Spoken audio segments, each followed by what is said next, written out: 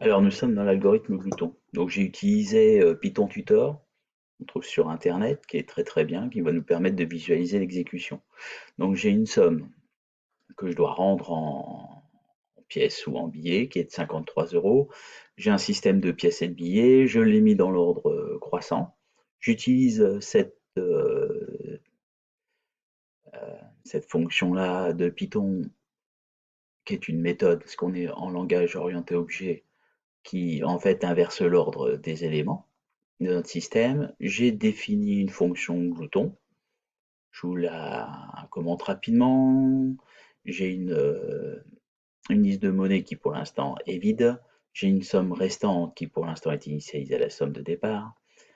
J'ai mon indice qui va me servir à parcourir en fait mon système. Donc au début je l'initialise à 0. Tant que ma somme restante est strictement positive, si ma somme restante est plus petite que le, on va dire la valeur, là ce serait dans notre cas ici la première valeur de notre système, donc ce serait le billet 50 par exemple. Hein, là ça veut dire que ici on ne peut pas utiliser cette pièce-là, on avance d'un cran. Par contre, dans le cas où on peut utiliser la valeur sur laquelle on est, notre somme restante, on va la déduire de la pièce ou du billet qu'on est en train de prendre. Et cette pièce et ce billet, on l'ajoute à notre liste de monnaie. On retourne cette liste de monnaie et puis on appelle notre fonction. Donc voilà, je l'ai précompilé, 39 étapes, j'y vais.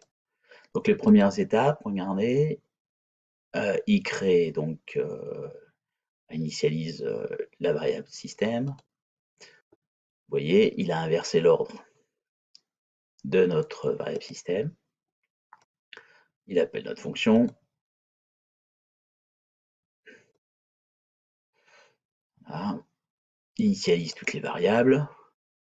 Et au début, il commence 0. Il a 53 à rendre. Hein.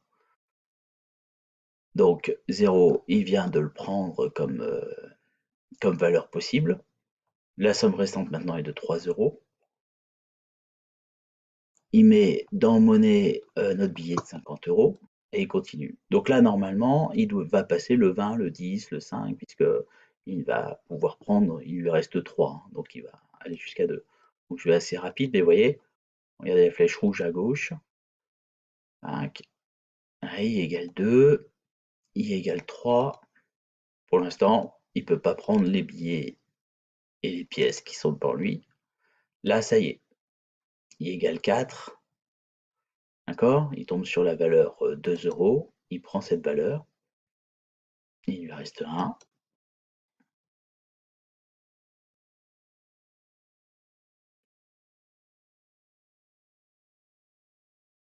Là, voilà. I égale 5. Il prend la valeur. Somme restante est à 0. Vous voyez ici? Regardez, on est à la fin. Donc, puisque somme restante est à 0, le temps que il va sortir de cette boucle, il sort de ma fonction. Et voilà. D'accord? Il ne m'affiche pas le résultat parce que je ne lui ai pas demandé d'affichage en fait. Hein. Je ne lui ai pas demandé de print. Donc voilà pour cette exécution de cet algorithme.